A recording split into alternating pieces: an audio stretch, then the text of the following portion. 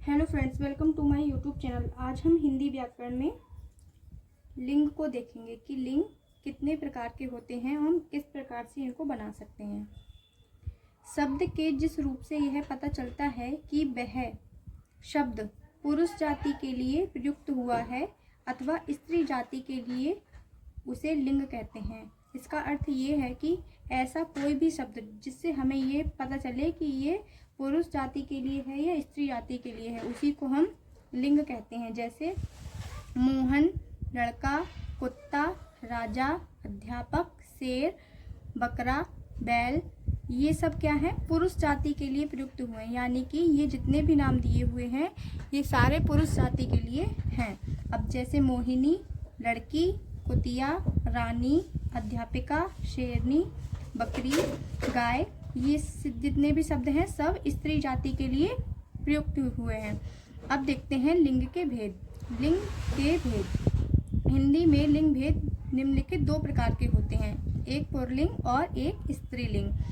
दो प्रकार के लिंग होते हैं, एक पुल्लिंग होता है और एक स्त्रीलिंग होता है। अब देखते हैं, सभी तरह की संज्ञाएं चाहे वे निर्जीव पदार्थों के नाम भी हों या तो पुल्लिंग होती हैं या स्त्रीलिंग होती हैं।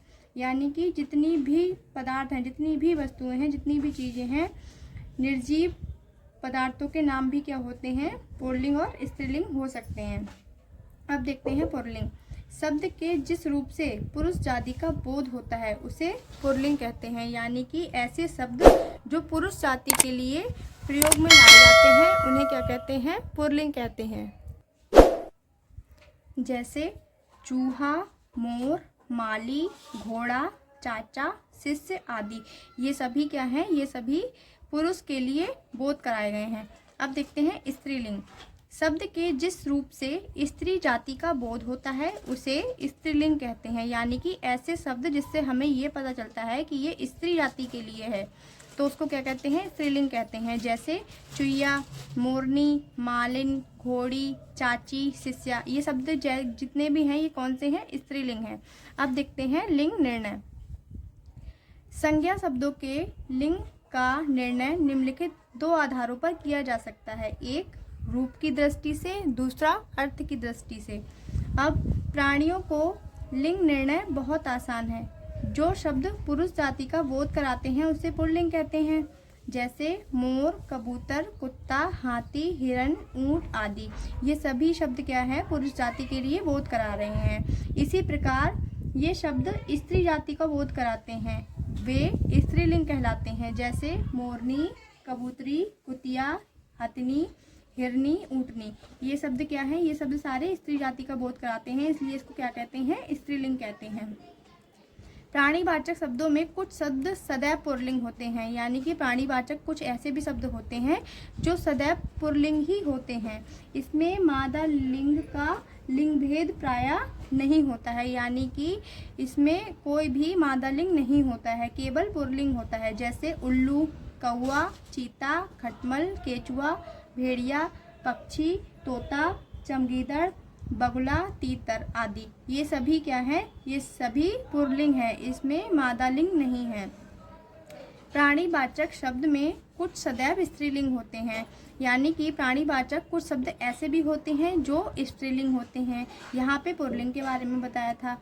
इसमें नर का लिंग भेद प्रायः नहीं होता है।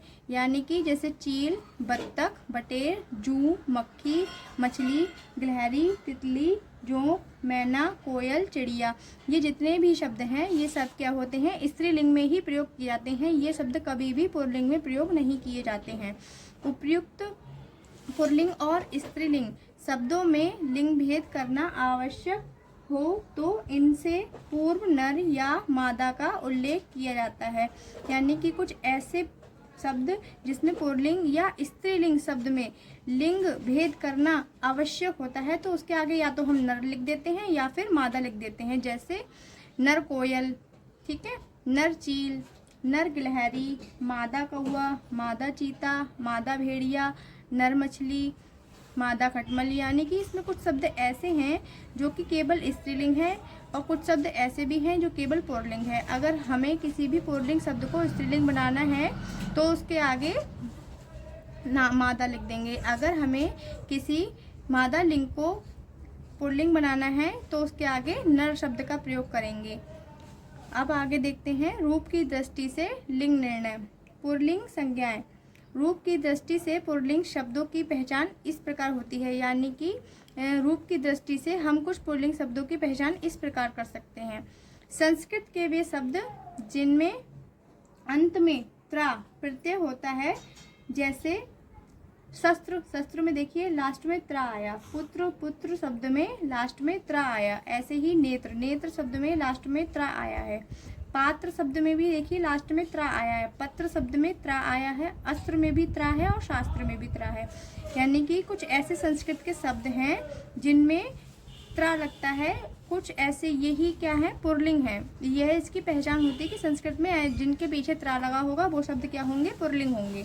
अब देखिए संस्कृत के वे शब्द जिनके अंत में अन होता है, ठीक है। जिन संस्कृत के कुछ ऐसे शब्द होते हैं जिनमें अन होता है, जैसे दान। तो देखिए द प्लस अन। अभी ये जैसे दान शब्द है तो देखिए इसमें लास्ट में क्या आ रहा है, अन आ रहा है। ऐसी साधन, तो देखिए इसमें अन आ रहा है, साध प्लस अन, साधन। ऐसे ही कथन, तो कथ प्लस अन यानी कि कथन। तो ठीक है, संस्कृत के कुछ ऐसे भी शब्द हैं जिसमें अन आता है, ठीक है, उसको क्या कहते हैं, वो शब्द क्या होते हैं, पुल्लिंग होते हैं। अब नेक्स्ट थर्ड देखते हैं। संस्कृत के वे शब्द जिनके अंत में खा या जा होता है, जैसे दुख, दुख में देखिए खा आया। ऐसे ही जलज, जलज में देखिए जा आया। नीरज में देखिए जा आया। सरोज में देखिए जा आया। मलेज में देखिए जा आया। मुख में देखिए खा आया। तो संस्कृत के ये ऐसे शब्द हैं जो पुल्लिंग ही हैं, जिसमें खा और जा होता है। संस्कृत की जिन संज्ञाओं के अंत में ना होता है, जैसे नयन, शयन, शमन, स्वपन, यतन, प्रश्न, दलन। तो देखिए ये शब्द जिसके अंत में ना है वो शब्द क्या होंगे, वो सभी क्या होंगे, पुल्लिंग होंगे। संस्कृत की वे संज्ञाएं जिनके अंत में ता होता है। देखिए संस्कृत में कुछ ऐसी संज्ञाएं भी होती हैं जिनके अंत में ता होता है, जैसे कि देखिए गणित है, स्वागत, गीत, शीत, चरित, संगीत, ये शब्द भी क्या होंगे, सारे पुल्लिंग ही होंगे। संस्कृत की वे संज्ञाएं जिनके अंत में त्व होता है, जैसे कि महत्व, गुरुत्व, नीरत्व, स्त्रीत्व, अपनत्व, कृतित्व, स्थित्व, मनुष्यत्व। अब देखिए इन सब के अंत में क्या आ रहा है, त्व आ रहा है। संस्कृत की वे संज्ञाएं जिनके अंत में यह होता है, क्या होता है, ये, जैसे कार्य, धैर्य, सौंदर्य, माधुर्य, कृत्य, भृत्य, ये शब्द जितने भी हैं जिसके अंत में या तो त्रा आए या अन आए या खा और जा आए या ना आए या ता आ जाए या त्वा आ जाए या फिर ये आ जाए, तो ये शब्द क्या होंगे, ये सभी पुल्लिंग जाति का बोध कराते हैं। अब नेक्स्ट देखते हैं हिंदी की वे संज्ञाएं जिनके अंत में आ आता है। अब देखिए जैसे कपड़ा, कपड़ा बोलकर देखिए लास्ट में क्या आ रहा है, आ रहा है। ऐसी चमड़ा, देखिए आ रहा है लास्ट में। घड़ा बोलकर देखिए इसमें क्या आ रहा है, आ शब्द की ध्वनि निकल रही है, तो ये शब्द भी क्या होंगे, सारे पुल्लिंग ही होंगे।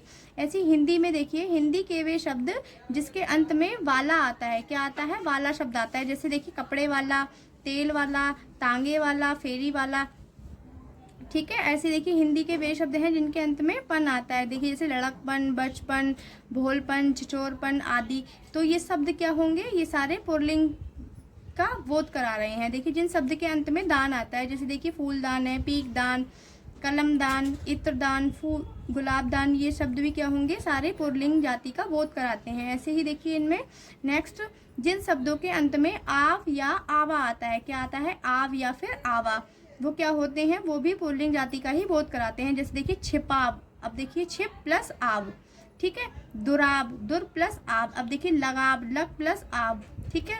अलगाव, अल प्लस आब, ठीक है। तो ये क्या हो गए, जितने भी ऐसे शब्द हैं जिनके अंत में आव या आवा आता है, वो भी क्या होते हैं, पुल्लिंग जाति का ही बोध कराते हैं। अब नेक्स्ट देखिए वे हिंदी संज्ञाएं जिसके अंत में ना आता है, क्या आता है, ना। जैसे नहाना, खाना, सजाना, तैरना, सोना, लेना, देना, ठीक है। ये शब्द भी क्या होंगे, सारे पुल्लिंग जाति का ही बोध कराते हैं। आइए नेक्स्ट देखते हैं स्त्रीलिंग संज्ञाएं। स्त्रीलिंग संज्ञाएं कौन कौन सी होती हैं, किस तरीके की होती हैं, इनकी पहचान कैसे कर सकते हैं हम। अब देखिए रूप की दृष्टि से स्त्रीलिंग संज्ञाओं की पहचान इस प्रकार है, यानी कि रूप की दृष्टि से हम ये कैसे पहचानेंगे कि ये स्त्रीलिंग ही संज्ञाएं हैं। अब देखिए नेक्स्ट फर्स्ट है संस्कृत की वे संज्ञाएं जिनके अंत में सिट होता है, जैसे सृष्टि, वृष्टि, दृष्टि। अब देखिए कितने भी इतनी सृष्टि आ रही है ना, तो जितनी सृष्टि है, वृष्टि है, दृष्टि है, ये शब्द क्या है, ये सारे स्त्री संज्ञाएं हैं, स्त्रीलिंग संज्ञाएं हैं। अब नेक्स्ट है हमारा संस्कृत की वे संज्ञाएं जिनके अंत में ता आता है। क्या आता है, ता। वो सभी क्या होंगी, स्त्रीलिंग संज्ञाएं होंगी। जैसे कि देखिए एकता, समता, दरिद्रता, भावुकता, कामनीयता, श्रेष्ठता। तो इन शब्द के लास्ट में क्या आ रहा है, ता आ रहा है, ठीक है। तो ये सभी क्या होंगे, स्त्रीलिंग संज्ञाएं होंगी। अब नेक्स्ट है हमारा संस्कृत की वे संज्ञाएं जिनके अंत में हानि आता है। क्या आता है, नी आता है। जैसे ग्लानि, हानि, अग्नि, ये शब्द क्या होंगे, ये शब्द भी स्त्रीलिंग संज्ञाएं का बोध कराती हैं। अब देखिए संस्कृत की वे संज्ञाएं जिनके अंत में छोटी ई या फिर बड़ी ई आती है। देखिए जैसे कृषि, विधि, प्रगति, उन्नति, राशि, ये सभी क्या होंगी, स्त्रीलिंग संज्ञाएं होंगी। संस्कृत की वे संज्ञाएं जिनके अंत में अना आता है, ठीक है। जैसे कि स्वांतना, प्रवंचना, भावना, साधना, कल्पना, वंदना, ज्योत्सना, सूचना, प्रेरणा, ये शब्द भी क्या होंगे, ये सभी स्त्रीलिंग संज्ञाएं हैं। हिंदी की वे संज्ञाएं जिसके अंत में आई आता है। क्या आता है, आई। देखिए जैसे ऊंचाई, लंबाई, गहराई, सिलाई, लिखाई, चढ़ाई, कमाई, बुराई, भलाई। देखिए इसमें आई आ रहा है ना लास्ट में, तो ये सब क्या होंगे, स्त्रीलिंग संज्ञाएं होंगी। हिंदी की वे संज्ञाएं जिसके अंत में ख आता है, जैसे कि आँख, काक, राख, भूख, परख, साख। अब देखिए शब्द में क्या आ रहा है, सब में खा आ रहा है, तो ये शब्द भी क्या होंगे, स्त्रीलिंग संज्ञाएं होंगी। अब नेक्स्ट देखते हैं हिंदी की बेभाववाचक संज्ञाएं जिसके अंत में ट या बट या हट आदि आते हैं। जैसे कि देखिए चिल्ला, हट, सजा, बट, झन, झट, र, पट, मिला, बट, घबरा, हट, बना, वट। देखिए आ रहा है ना इसमें ट, वट या फिर हट, तो ये शब्द भी क्या होंगे, स्त्रीलिंग संज्ञाएं होंगी। अब नेक्स्ट देखते हैं अरबी फारसी की वे संज्ञाएं जिसके अंत में त आता है, ठीक है। जैसे कि लांत, सराफत, शरारत, इज्जत, अदालत, अदावत, कीमत, दौलत, नफरत, बरकत। तो ये शब्द भी क्या होंगे, सारे स्त्रीलिंग संज्ञाएं ही होंगी। अभी तक तो हमने देखा था रूप की दृष्टि से स्त्रीलिंग और पुल्लिंग संज्ञाएं, ठीक है। अब नेक्स्ट हम देखते हैं अर्थ की दृष्टि से लिंग निर्णय। तो सबसे पहला है हमारा पुल्लिंग शब्द। अब देखिए अर्थ की दृष्टि से पुल्लिंग शब्द की पहचान इस प्रकार है।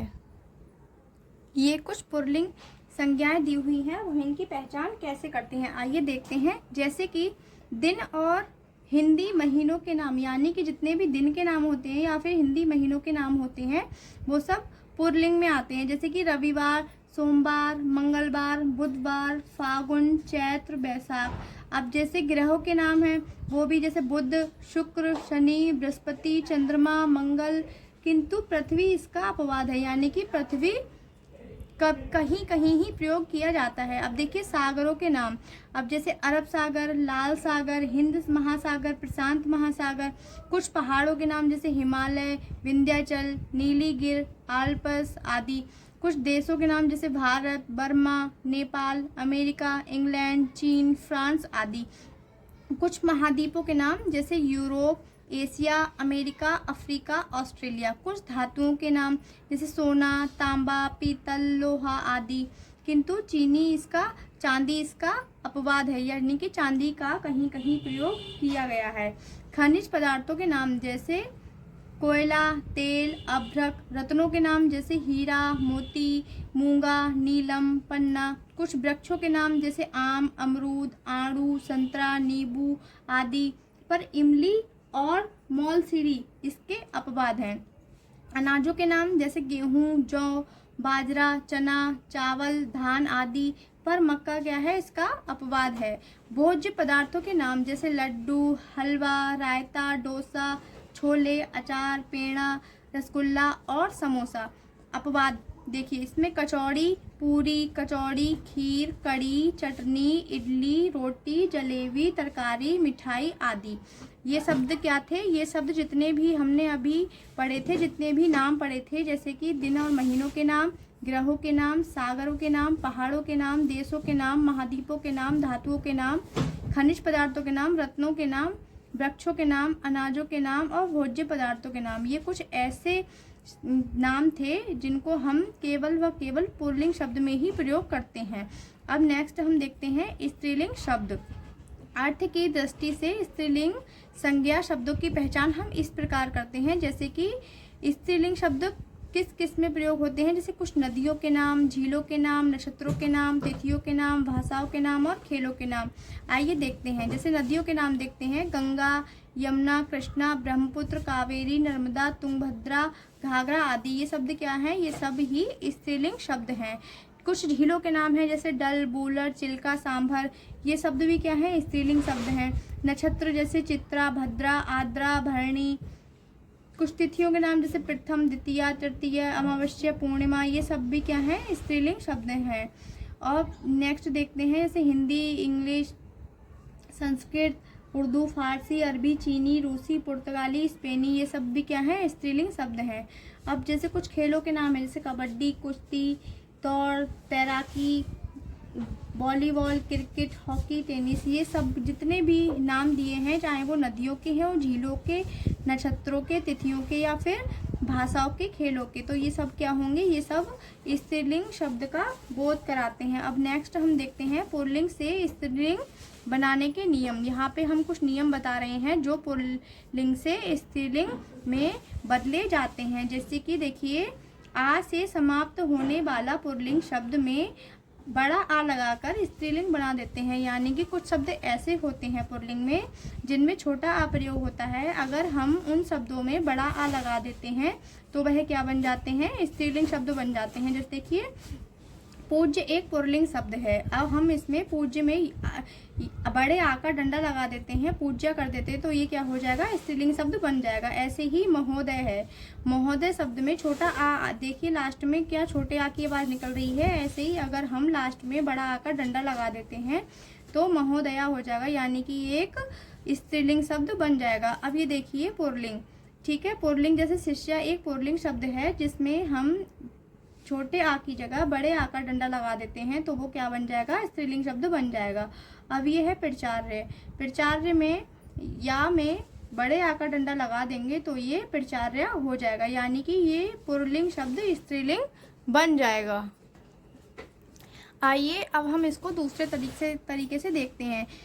सेकंड मेथड है इसका। जैसे शब्दों के अंत में आने वाला अक, यानी कि शब्दों के अंत में क्या आता है? अक आता है, उसके स्थान पर हम इका शब्द अगर लगा देते हैं तो वह पुल्लिंग से स्त्रीलिंग में परिवर्तित हो जाता है। जैसे कि देखिए लिखा है सेवक।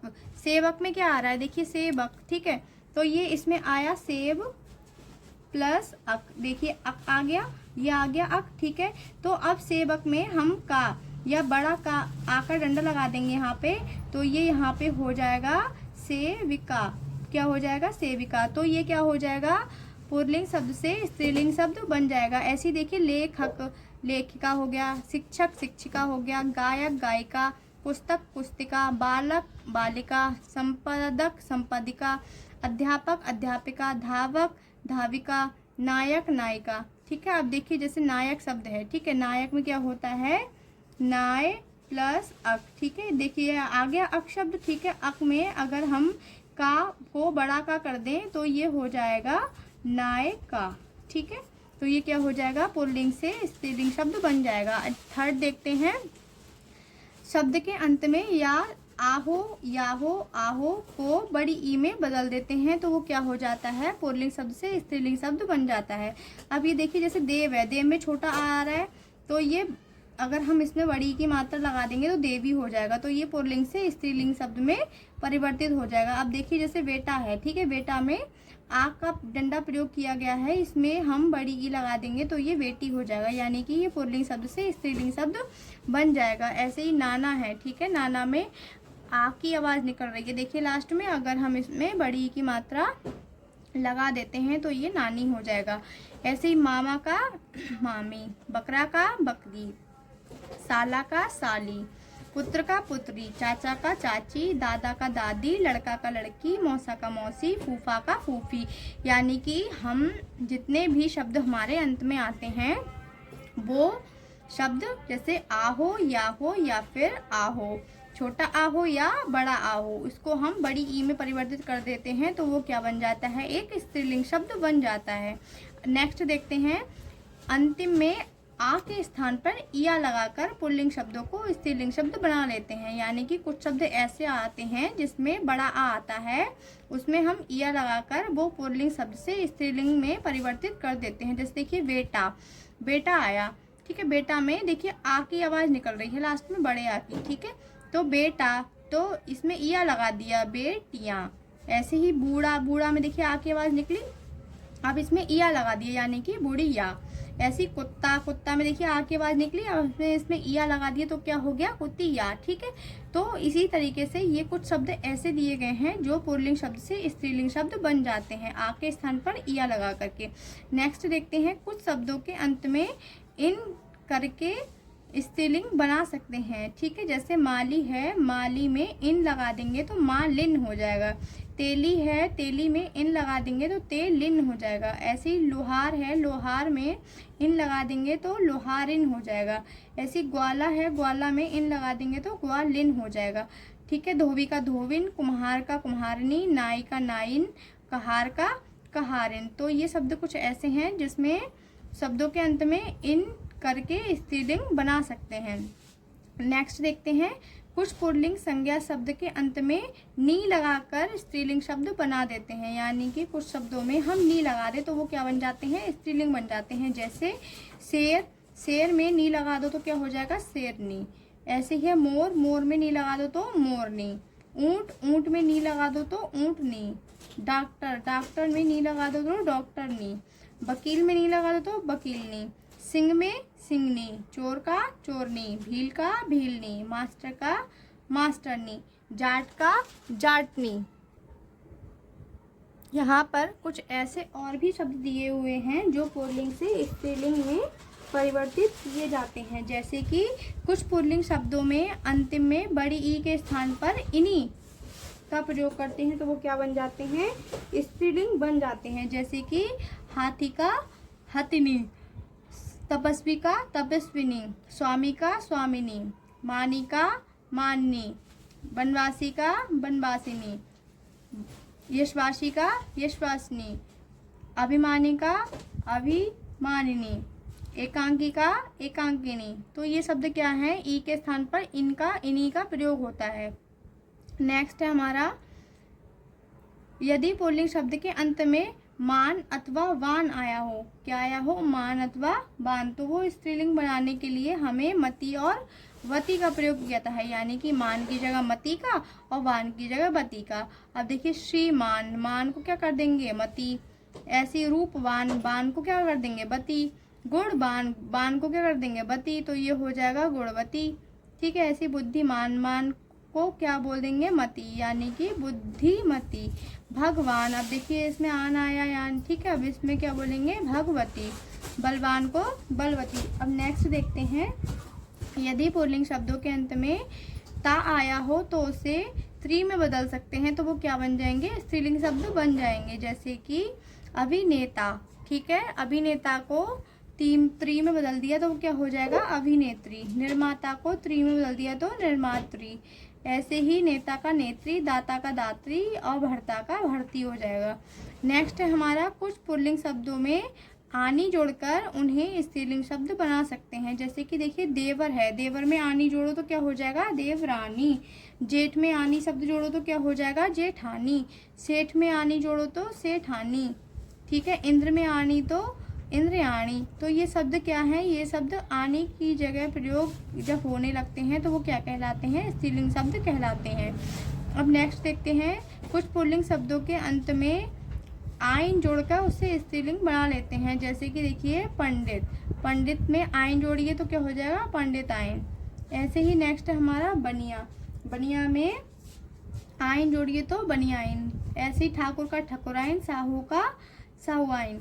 अब देखिए कुछ पुल्लिंग शब्दों को स्त्रीलिंग रूप बिल्कुल भिन्न होता है। कुछ पुल्लिंग शब्द ऐसे भी दिए होते हैं जिनको हम प्रयोग में लाते हैं तो वो क्या हो जाते हैं, बिल्कुल अलग हो जाते हैं। जैसे कि देखिए बैल का गाय हो जाता है। अब ये यहाँ पे बैलाइन, बैलिन इस तरीके से नहीं है, क्या हो जाएगा, बैल का गाय हो जाएगा। यानी कि ये क्या बन जाएंगे, पुल्लिंग से स्त्रीलिंग बन जाएंगे। जैसे बैल का गाय, पुरुष का स्त्री, पिता का माता, राजा का रानी, भैया का बहन, ससुर का सास, बाप का माँ, वर का बधू और नर का माधा।